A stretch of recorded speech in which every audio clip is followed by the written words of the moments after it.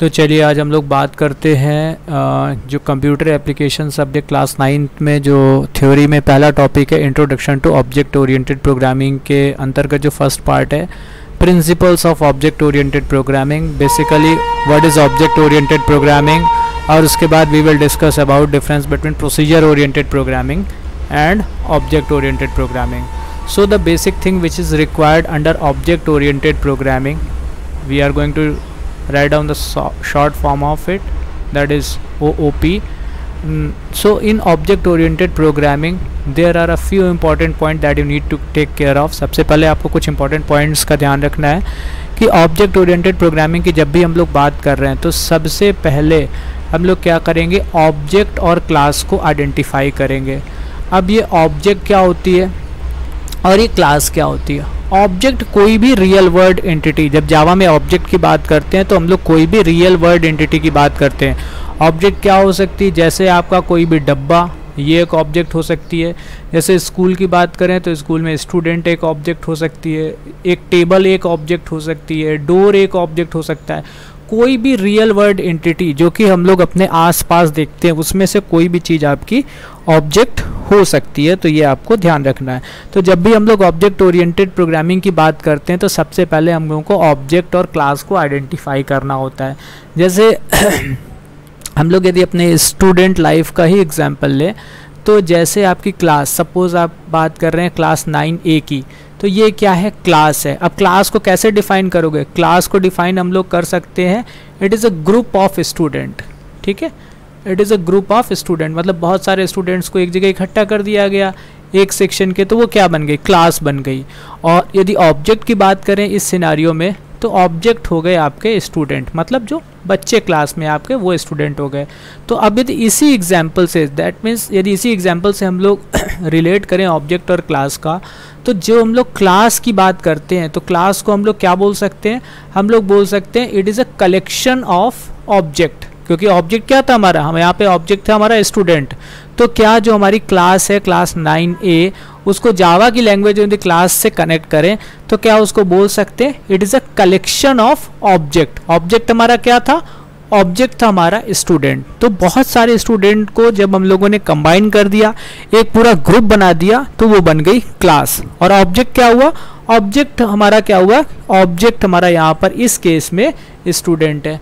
तो इसी तरीके से क्या करना होता है, जब भी हमको जावा में कोई भी प्रॉब्लम दी जाती है, और आपको पता है जावा क्या होती है, जावा में ऑब्जेक्ट ओरिएंटेड प्रोग्रामिंग की अप्रोच लगती है. ऑब्जेक्ट ओरिएंटेड प्रोग्रामिंग का मतलब है जब भी हम लोगों को कोई भी प्रॉब्लम दी जाएगी, हम लोगों को कोई भी प्रोग्राम बनाने को दिया जाएगा, तो सबसे पहले क्या करोगे, फर्स्ट जो काम आपको करना है वो करना है उस प्रॉब्लम में से आपको ऑब्जेक्ट और क्लास को आइडेंटिफाई करना है. तो ऑब्जेक्ट को कैसे आइडेंटिफाई करोगे, ऑब्जेक्ट आपकी कोई भी रियल वर्ल्ड एंटिटी हो सकती है. क्लास को कैसे आइडेंटिफाई करोगे, it is a collection of object. बहुत सारी ऑब्जेक्ट्स को मिला करके क्या बनाया, वो क्लास बना दिया, उसको हम लोग क्लास बोलते हैं. तो ये तो हो गया ऑब्जेक्ट ओरिएंटेड प्रोग्रामिंग. अब इसी के साथ, इसी के पैरेलल में एक चीज़ आती है जिसको बोलते हैं आपका, जो यहाँ पे सिलेबस में पहला पॉइंट था हमारा, प्रोसीजर ओरिएंटेड प्रोग्रामिंग. तो सबसे पहले हमको समझना है कि ऑब्जेक्ट ओरिएंटेड प्रोग्रामिंग और प्रोसीजर ओरिएंटेड प्रोग्रामिंग में क्या डिफरेंस होता है. तो अभी हम लोगों ने बात किया ऑब्जेक्ट ओरिएंटेड प्रोग्रामिंग की अप्रोच के बारे में. तो ऑब्जेक्ट ओरिएंटेड प्रोग्रामिंग में सबसे पहले क्या करोगे, आप ऑब्जेक्ट को आइडेंटिफाई करोगे. जैसे मैं एक एग्जाम्पल दूँ, सपोज यहाँ पर हमारे पास एक रोबोट है, जावा की लैंग्वेज में बोले तो ये भी एक ऑब्जेक्ट है, और हमारे पास यहाँ पर ऐसे करके 3 डब्बे रखे हुए हैं, और हमारा टास्क है इन डब्बों को पॉइंट नंबर A से उठा करके पॉइंट नंबर B पर पहुंचाना. और यदि हम लोग जावा की अप्रोच को यूज़ कर रहे हैं तो हमने, मेरा ऑब्जेक्ट क्या है, एक ये ऑब्जेक्ट है, दूसरा ऑब्जेक्ट क्या है, दूसरे ऑब्जेक्ट ये डब्बे हैं. ये 2 ऑब्जेक्ट हमारे पास है. तो जावा के यदि हम लोग अप्रोच को यूज़ कर रहे हैं तो हमने इस रोबोट को आदेश दिया, इस रोबोट को इंस्ट्रक्शंस दिए कि आपको ये डब्बे उठा करके, डब्बा नंबर 1 है, ये 2 है, ये 3 है, इसको उठा करके पॉइंट नंबर B पर पहुंचा दो. तो रोबोट ने क्या किया, उस इंस्ट्रक्शंस को फॉलो करते हुए पहले नंबर पे गया, डिब्बे नंबर 1 को पॉइंट नंबर बी पे पहुंचाया, फिर डिब्बा नंबर 2 को पहुंचाया, फिर डिब्बा नंबर 3 को पहुंचाया। ऐसा करने के बाद रोबोट वेट करेगा हमारे अगले इंस्ट्रक्शन का। ये तो हुआ जब हम लोग इस टास्क को कर रहे हैं ऑब्जेक्ट ओरिएंटेड प्रोग्रामिंग की अप्रोच से। अब यदि इसको प्रोसीजर ओरिएंटेड प्रोग्रामिंग की अप्रोच से करें तो क्या होगा, प्रोसीजर ओरिएंटेड प्रोग्रामिंग में क्या होगा कि हर एक चीज का एक प्रोसीजर होगा। कैसे प्रोसीजर होगा, फिर से वैसे रोबोट बना लेते हैं, ठीक है। यहाँ पे ऐसे करके 3 डब्बे बना लेते हैं, 1 2 3 ऐसे करके 3 डब्बे बना लिए। ये है पॉइंट नंबर ए, हमको पहुंचाना है कहाँ पे, पॉइंट नंबर बी तक पहुंचाना है। तो इसमें क्या होगा, सब चीज एक प्रोसीजर के फॉर्म में होगी। मतलब पहला स्टेप हमने इस रोबोट को बोला कि ऐसा करो, ये डब्बा नंबर 1 को उठाओ। रोबोट ने क्या किया, ये डब्बा नंबर 1 को ऐसे करके अपने हाथ में उठा लिया। उसके बाद बोला कि इतनी दूरी तय करके यहाँ तक पॉइंट नंबर बी तक पहुँचो। रोबोट हमारा क्या हुआ, पॉइंट नंबर बी तक पहुँच गया। पॉइंट नंबर बी पे पहुंचने के बाद मैंने रोबोट को बोला डब्बा रखो, उसने डब्बा रख दिया। डब्बा रखने के बाद मैंने रोबोट को बोला फिर से 180 डिग्री टर्न करो। रोबोट पूरा ऐसे करके इधर की तरफ मुंह करके टर्न हो गया। फिर मैंने रोबोट को बोला कि वापस जाओ इतने कदम चल के। रोबोट क्या हुआ, यहाँ पे फिर से पहुंच गया। फिर हमने बोला अगला डब्बा उठाओ और फिर उसको इस तरीके से फिर से यहाँ पर लेकर के आए, यहाँ पर उसको इंस्ट्रक्शन दिया डब्बा रखो। तो यहाँ पर देख रहे हैं आप लोग कि प्रोसीजर ओरिएंटेड प्रोग्रामिंग में हर चीज प्रोसीजर के फॉर्म में, जबकि ऑब्जेक्ट ओरिएंटेड प्रोग्रामिंग हमारे लिए काफी सिंप्लीफाइड है। कैसे सिंप्लीफाइड है, यहाँ पर हमने ऑब्जेक्ट को आइडेंटिफाई कर लिया। एक ऑब्जेक्ट रोबोट है, दूसरा ऑब्जेक्ट ये डब्बे हैं। अब मैंने सिर्फ रोबोट को इंस्ट्रक्शन दिया कि डब्बा उठाओ, सारे के सारे डब्बों को आपको पॉइंट नंबर ए से पॉइंट नंबर बी तक पहुंचाना है। रोबोट ने क्या किया, एक एक डब्बे को उठाया, पहुंचाया, वापस आया, पहुंचाया, उठाया, वापस आया। ऐसा कब तक किया, जब तक सारे के सारे डब्बे उसने पॉइंट नंबर ए से पॉइंट नंबर बी तक नहीं पहुंचा दिए। प्रोसीजर ओरिएंटेड प्रोग्रामिंग में हर एक चीज का प्रोसीजर है। दैट मीन्स यहाँ पर आपने क्या किया, स्टेप नंबर 1 में ऐसे करके बोला कि उसको डब्बा उठाओ, उसने डब्बा नीचे से उठाया। स्टेप नंबर 2 में बोला कि पॉइंट नंबर बी तक इतनी दूरी है, इतने कदम चल के जाओ। स्टेप 2 को फॉलो करके रोबोट यहाँ तक पहुंचा। फिर रोबोट को बोला स्टेप नंबर 3 में डब्बे को नीचे रखो। रोबोट ने डब्बे को नीचे रखा। फिर उसको बोला कि इतना टर्न लो, इतनी डिग्री टर्न लो। स्टेप नंबर 4 में उसने यहाँ पर टर्न लिया। स्टेप नंबर 5 में फिर यहाँ पर पहुंचा। तो इस तरीके से जो आपके ऑब्जेक्ट ओरिएंटेड प्रोग्रामिंग के पैरेलल में जो चीज पहले यूज होती थी वो होती थी procedure oriented programming. Procedure oriented programming में हर चीज प्रोसीजर के फॉर्म में है। दैट मीन्स हर चीज के लिए आपको स्टेप वाइज इंस्ट्रक्शंस देने हैं। जबकि ऑब्जेक्ट ओरिएंटेड प्रोग्रामिंग में आपने को क्या करना है, ऑब्जेक्ट ओरिएंटेड प्रोग्रामिंग में अपने को सिर्फ ऑब्जेक्ट्स को आइडेंटिफाई करना है। ऑब्जेक्ट्स हमारी आइडेंटिफाई हो गए, सिंपल सा इंस्ट्रक्शन दे दिया, ये सारे डब्बे आपको उठाकर यहाँ पे पहुंचाने। रोबोट ने सारे के सारे डब्बे उठा करके यहाँ पे पहुंचाने का काम कर दिया। समझ में आ रहा है। प्रोसीजर ओरिएंटेड प्रोग्रामिंग में हर एक चीज के लिए, हर एक छोटी से छोटी चीज के लिए स्टेप्स हैं। सो ये बेसिक डिफरेंस है functioning wise when we are talking about, जब हम लोग बात कर रहे हैं ऑब्जेक्ट ओरिएंटेड प्रोग्रामिंग और प्रोसीजर ओरिएंटेड प्रोग्रामिंग के बीच में। बेसिकली इस सिलेबस में, क्लास 9 के सिलेबस में हम लोग ऑब्जेक्ट ओरिएंटेड प्रोग्रामिंग के ही बारे में पढ़ने वाले हैं, क्योंकि जो प्रोग्रामिंग लैंग्वेज हम लोग आगे पढ़ने वाले हैं जावा, वो एक कंप्लीट ऑब्जेक्ट ओरिएंटेड प्रोग्रामिंग को सपोर्ट करती है। तो सबसे पहले हम लोग पढ़ेंगे ऑब्जेक्ट ओरिएंटेड प्रोग्रामिंग क्या होती है। उसके बाद जावा में जो हम लोगों की प्रोग्रामिंग लैंग्वेज है काउंसिल के थ्रू प्रेस्क्राइब्ड, उसमें ऑब्जेक्ट ओरिएंटेड प्रोग्रामिंग के क्या यूज होते हैं, ऑब्जेक्ट ओरिएंटेड प्रोग्रामिंग के क्या बेसिक्स हैं, उससे क्या फायदे, वो सारी चीजें हम लोग डिस्कस करेंगे। अब इसके बाद बात करते हैं ऑब्जेक्ट ओरिएंटेड प्रोग्रामिंग की। जब हम लोग बात कर रहे हैं तो ऑब्जेक्ट ओरिएंटेड प्रोग्रामिंग में अभी हम लोगों ने डिस्कस कर लिया इसके इंट्रोडक्शन में। जब भी हमको कोई भी प्रॉब्लम दे रखी होगी, कोई भी प्रोग्राम करने को दे रखा होगा, तो सबसे पहले हम लोग ऑब्जेक्ट और क्लास को आइडेंटिफाई करेंगे। अब ऑब्जेक्ट ओरिएंटेड प्रोग्रामिंग के कुछ प्रिंसिपल्स होते हैं, दैट मीन्स कुछ इंपॉर्टेंट पॉइंट्स होते हैं, कुछ टर्म्स होते हैं that we need to learn before we are going to start up our Java procedure. Java को स्टार्ट करने से पहले हमको ऑब्जेक्ट ओरिएंटेड प्रोग्रामिंग के उन पिलर्स के बारे में बात करनी। If you can see in the syllabus, here we have data abstraction, inheritance, polymorphism and encapsulation. अभी क्या है इस चैप्टर में, यहाँ पर हम लोग सिर्फ इनके इंट्रोडक्शन के बारे में बात करेंगे। बाकी आगे जब फर्दर क्लासेस में आप पढ़ोगे क्लास 11 12 में, तो डेटा एब्स्ट्रैक्शन कैसे यूज करते हैं, इनहेरिटेंस कैसे यूज करते हैं, पॉलीमॉर्फिज्म को कैसे इंप्लीमेंट करते हैं, इनकैप्सुलेशन में क्या कोडिंग लिखते हैं, वो सारी चीजें। मगर अभी क्लास 9th के लेवल पर क्या है, हम लोगों को सिर्फ इनके बारे में बात करना है, डेटा एब्स्ट्रैक्शन के बारे में, और रियल लाइफ एग्जांपल्स को लेकर के इसको समझेंगे कि किस तरीके से काम करते हैं। तो सबसे पहला पॉइंट उठा लेते हैं, डेटा एब्स्ट्रैक्शन। बेसिकली ये डेटा एब्स्ट्रैक्शन होता क्या है, इसके बारे में बात करते हैं।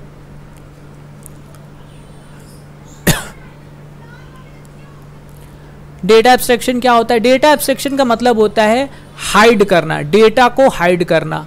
सीधा सा एग्जांपल, मैं इसको सिंपल टर्म्स में कहूँ डेटा एब्स्ट्रैक्शन को, डेटा को किस तरीके से हाइड करना। आप लोग देखते हो अपने कमरे में पंखा लगा होता है, सीलिंग फैन ऐसे करके लगा होता है 3 पर वाला। अब उस पंखे के अंदर कौन से कलर की वायरिंग है, वायरिंग कौन से कलर की, वायर कौन से कलर के हैं, उससे हमको क्या मतलब होता है, हमको एंड यूजर के तौर पर, मतलब यूजर के तौर पर जिसको सिर्फ क्या करना है, ये पंखा लगा, आप किसी भी कमरे में जाते हो, क्या सोचते हो कि पंखे के अंदर कौन से कलर का वायर है? नहीं। जब आपको गर्मी लगती पंखे के अंदर जानते हो तो आप क्या बोलते हो, सिर्फ आप स्विच ढूंढते हो कि स्विच हमको मिल जाए। स्विच ऑन किया, स्विच ऑन करने से पंखा रोटेट करने लगा, पंखा घूमने लगा, हमारा पर्पस सॉल्व हो गया। उससे ज्यादा हम लोग नहीं सोचते हैं। तो बेसिकली एंड यूजर के तौर पर जब आप इसको यूजर के तौर पर देखते हो तो आपको सिर्फ कितनी जानकारी चाहिए, सिर्फ इतनी जानकारी चाहिए कि हमको उसका स्विच पता होना चाहिए और मैक्सिमम ये पता होना चाहिए इलेक्ट्रिसिटी आ रही है कि नहीं। मतलब यहां पर यदि आपका इलेक्ट्रिसिटी का बोर्ड लगा है, यहां पर इंडिकेटर लगा है और यहां पर स्विच लिखा है, स्विच के ऊपर लिखा हुआ है फैन। अब यदि आप ऑन करते हो तो आपको कितनी जानकारी चाहिए, सिर्फ इतनी जानकारी चाहिए यदि फैन मैंने ऑन किया और फैन नहीं चला तो आपने ये इंडिकेटर देखा, इंडिकेटर यदि ये ऑन है और फैन नहीं चल रहा है, दैट मीन्स कुछ गड़बड़ है, फैन में कुछ खराबी है। तो क्या करते हो आप इलेक्ट्रीशियन को बुला लेते हो या फैन को किसी रिपेयरिंग वाले को दे देते हो, वो सही कर देता है। आपको कितनी जानकारी चाहिए? अब देखिए यहां पर जो इलेक्ट्रीशियन का रोल है वो एक्सपर्ट वाला रोल है। 2 लोगों के बारे में हम लोग बात कर रहे हैं, हम लोग एक्सपर्ट के बारे में बात कर रहे हैं और हम लोग एंड यूजर के बारे में बात कर रहे हैं। तो एक्सपर्ट को सारी की सारी चीजें पता होनी चाहिए। क्या पता होनी चाहिए कि ये पंखे में कितने पावर की मोटर लगी है, इसमें कौन सा वायर कहां से आया है, कहां गया है, कितना पावर कंज्यूम करता है, किस ईयर में बना है, यदि ये नहीं चल रहा है तो क्या इसमें फॉल्ट है, कंडेंसर में फॉल्ट है, इलेक्ट्रिसिटी नहीं आ रही, क्या प्रॉब्लम है। वो एक्सपर्ट को क्या चाहिए, एक्सपर्ट को सारी की सारी जानकारी चाहिए। लेकिन एंड यूजर को कितनी जानकारी चाहिए? एंड यूजर को सिर्फ ये पता होना चाहिए कि इसका स्विच कहां पर है और यदि पावर आ रही है और स्विच ऑन करने पर क्या ये पंखा चल रहा है, सिर्फ इतनी सी जानकारी चाहिए। तो एंड यूजर को हमको बहुत कम जानकारी चाहिए। तो बेसिकली जब भी हम लोग डेटा एब्स्ट्रैक्शन की बात करते हैं ऑब्जेक्ट ओरिएंटेड प्रोग्रामिंग के प्रिंसिपल्स के अंतर्गत, तो हम लोग बात करते हैं कॉम्प्लेक्सिटी को हाइड करने की। हम लोग क्या बात करते हैं? कॉम्प्लेक्सिटी को हाइड करने की और सिर्फ इंपॉर्टेंट इंफॉर्मेशन को शो करने की। इंफॉर्मेशन हमको क्या शो करनी? Important information. आप लोग देखते हो जब आप फोन के साथ एक फोन जब खरीदने जाते हो, कोई भी चीज, वॉशिंग मशीन, टीवी खरीदने जाते हो, तो आपको 2 तरीके की बुकलेट मिलती हैं। एक बुकलेट में क्या होता है, यूजर मैनुअल होता है, बहुत छोटी सी पतली सी होती है, उसमें सिर्फ ये बताया होता है कि ये आपकी टीवी है, यहाँ पे प्लग लगाना है, ऐसे करके प्लग लगाया, ये रिमोट है, रिमोट में ये बटन ऑन करना और ये आपकी टीवी चल जानी है, टीवी में आपका डिस्प्ले आ जाना है। छोटी सी बुकलेट होती है। दूसरी बुकलेट होती है जिसमें सारी की सारी टेक्निकल इंफॉर्मेशन होती है।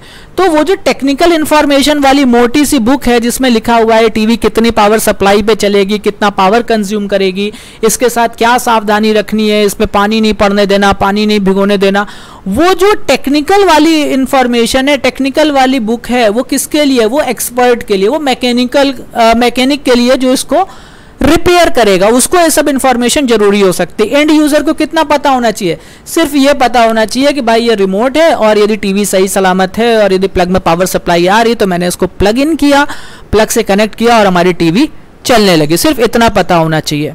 तो बेसिकली जब भी हम लोग डेटा एब्स्ट्रैक्शन की बात करते हैं तो हम लोग बात करते हैं कि सिर्फ इंपॉर्टेंट इंफॉर्मेशन को शो करना और कॉम्प्लेक्सिटी को हाइड कर देना। मतलब सिर्फ इंपॉर्टेंट इंफॉर्मेशन जो कि यूजर के काम की है। अब इसी तरह यदि बात करें कि कार है, ठीक है, सपोज ये आपकी कार बना दी, ये आपकी कार है इस तरीके की। अब कार में ये 4 पहिए भी है और ये दरवाजे भी है। अब यहाँ पर कार में यहाँ पर ऐसे करके गियर लगा हुआ है इंजन में, सॉरी गियर बाहर निकल गया, नहीं गियर अंदर होना चाहिए, ठीक है। तो ये आपका कार में यहाँ पे गियर लगा हुआ है। अब ड्राइवर को कितना पता होना चाहिए, गियर के ऊपर आप लोगों ने जनरली डिस्प्ले ऐसे करके देखा होगा, यहाँ पे लिखा होता है 1 2 3 4 गियर्स के नाम लिखे होते हैं, यहाँ पे लिखा होता है 5 और यहाँ पे लिखा होता है B, that means back gear. अब जो ड्राइवर है उसको कितना पता होना चाहिए, उसको ये पता होना चाहिए कि इस डायरेक्शन में आपका फर्स्ट गियर पड़ेगा, इस डायरेक्शन में सेकेंड, थर्ड, फोर्थ और फिफ्थ, और ये बैक गियर पड़ेगा, इतना इंफॉर्मेशन पता होना चाहिए। अब जो आपका जो ड्राइवर होगा वो इतना हो सकता है इतना पढ़ा लिखा ना हो कि उसे इसके अंदर का मैकेनिज्म जानने की जरूरत पड़े। मतलब जब ये गियर अंदर के इंजन में जाकर के ऐसे करके जो गियर की शिफ्ट होती है अंदर जाकर के इंजन में कहीं पे कनेक्ट होगी, और वहां पे बहुत सारे पुली के सिस्टम होंगे, बहुत सारे कल पुर्जे होंगे, बहुत सारी चीजें होंगी जो आपस में कनेक्टेड होंगी। जब पेट्रोल जाता होगा तो इंजन चलता होगा, उसके बाद गियर से किसी तरीके से स्पीड कम ज्यादा होती होगी। तो हो सकता है कि आपको सिर्फ इतना पता करना हो कि गियर किस डायरेक्शन में लगते हैं, फर्स्ट गियर आगे लगता है, सेकंड पीछे लगता है, थर्ड इधर लगता है, फोर्थ इधर लगता है, फिफ्थ इधर लगता है, बैक इधर लगता है।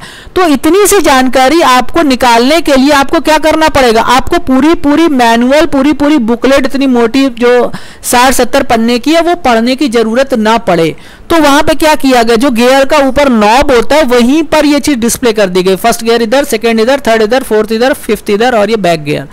तो बेसिकली जब भी हम लोग बात करते हैं डेटा एब्स्ट्रैक्शन की, तो डेटा एब्स्ट्रैक्शन के बारे में बात हम लोग करते हैं कि इंपॉर्टेंट इंफॉर्मेशन को शो करना जो कि यूजर के पॉइंट ऑफ व्यू से इंपॉर्टेंट हो, और कॉम्प्लेक्सिटी वाली इंफॉर्मेशन को हाइड आउट कर देना। जैसे हम लोगों ने यहाँ पंखे की बात करी थी, तो एंड यूजर को सिर्फ इतना पता होना चाहिए इसका स्विच यहाँ पर ऑन किया, काम चला, बस बाहर गए बंद कर दिया। जबकि मैकेनिक जो इसको रिपेयर करने वाला जो मैकेनिक है उसके लिए वो इंफॉर्मेशन यूजफुल हो सकती है कि कितने वोल्टेज पे चलेगा, कब मैन्युफैक्चर हुआ, कौन सी कंपनी का है, क्या इसके पार्ट मार्केट में अवेलेबल है कि नहीं है। तो बेसिकली डेटा एब्स्ट्रैक्शन का मतलब है इंपॉर्टेंट इंफॉर्मेशन शो करना और कॉम्प्लेक्स इंफॉर्मेशन को हाइड आउट कर देना। So this one was the first OOPs principle that is known as data abstraction. अब इसके बाद बात आती है आपकी इनहेरिटेंस की। इनहेरिटेंस क्या होता है, मेरे ख्याल से आप लोगों ने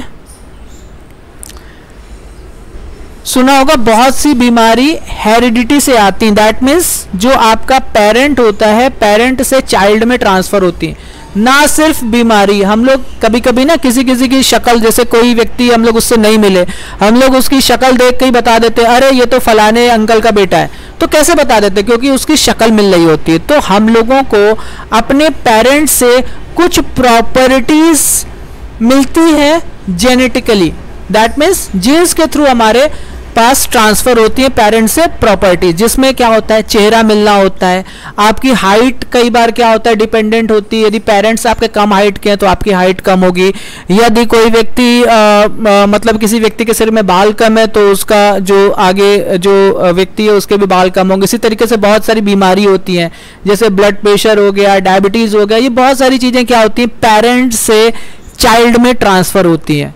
तो अब ये तो बात हो गई इनहेरिटेंस वर्ड की। जब हम लोग जावा के रेफरेंस में बात करते हैं तो उस केस में हम लोग क्या बात करते हैं, हम लोग बात करते हैं कि हमारी ऐसे करके एक पेरेंट क्लास बनी हुई है, हमारी ऐसे करके एक पेरेंट क्लास बनी हुई है। अब हम लोग क्या कर रहे हैं, चाइल्ड क्लास बना रहे हैं। ध्यान देना बात को, जितने भी हम लोग कॉन्सेप्ट इसके देख रहे हैं, ऊप्स के प्रिंसिपल्स देख रहे हैं, सब में हम लोग बात कर रहे हैं इसकी क्लास की और ऑब्जेक्ट की।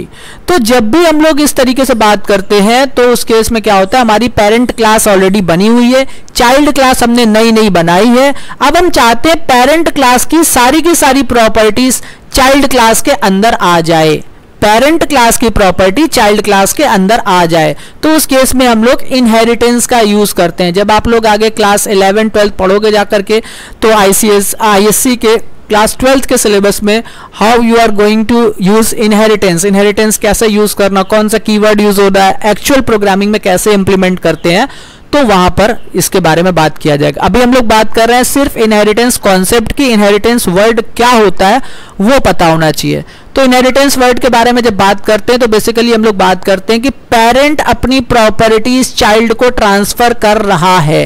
क्या कर रहा है, पेरेंट अपनी प्रॉपर्टीज चाइल्ड को ट्रांसफर कर रहा है। तो ये कहलाता है इनहेरिटेंस। जब भी इनहेरिटेंस की बात आती है आप डेफिनेशन लिखिए, डेफिनेटली अपने टर्म्स में लिखिए, लेकिन साथ में ये डायग्राम भी बना दीजिए। अब इस डायग्राम में ध्यान देने वाली बात है इस एरो का हेड। जनरली हम लोग जब बात करते हैं, सपोज हम लोग बात कर रहे हैं ए फादर है और बी चाइल्ड है, तो इस तरीके से एरो लगाते हैं, चाइल्ड की तरफ एरो का हेड होता है। लेकिन जब जावा में इनहेरिटेंस की बात करते हैं तो ये एरो हेड हमेशा पेरेंट की तरफ होता है। ये ध्यान देने वाली बात है कि जो एरो हेड है वो हमेशा पेरेंट की तरफ होगा। ऐसी गलती एग्जाम में मत करिएगा। तो आपको करना क्या है, जब भी इनहेरिटेंस की डेफिनेशन सेक्शन ए में 1 या 2 नंबर में पूछी गई तो आपको क्या लिखना है, whenever your parent is going to inherit all its properties to child, मतलब जब पेरेंट अपनी सारी की सारी प्रॉपर्टीज चाइल्ड को ट्रांसफर कर रहा होता है तो उसको बोलते हैं इनहेरिटेंस। ठीक है, या इसको उल्टी तरह से भी कह सकते हैं, जब चाइल्ड पेरेंट की सारी प्रॉपर्टीज एक्वायर कर लेता है, उसको यूज कर लेता है, उसको अपने अंदर ले आता है, तो क्या कहलाता है, इसको बोलते हैं पेरेंट चाइल्ड रिलेशनशिप बोलते हैं, या इसको इनहेरिटेंस बोलते हैं। पेरेंट क्लास को कुछ और नाम भी दे सकते हैं, जैसे पेरेंट क्लास को हम लोग बेस क्लास बोलते हैं, चाइल्ड क्लास का दूसरा नाम होता है डिराइव्ड क्लास। इस तरीके से अलग अलग नामों से भी इसको हम लोग रेफर कर सकते हैं। तो ये हो गया पेरेंट क्लास, ये हो गया चाइल्ड क्लास। तो ये हो गई बात इनहेरिटेंस की। अब बाकी बचे जो ऊप्स के प्रिंसिपल्स हैं that we will discuss in our next video. So यदि आपको इस वीडियो में दी गई इंफॉर्मेशन पसंद आई है, so you are requested to please like, share and subscribe. Thank you everybody.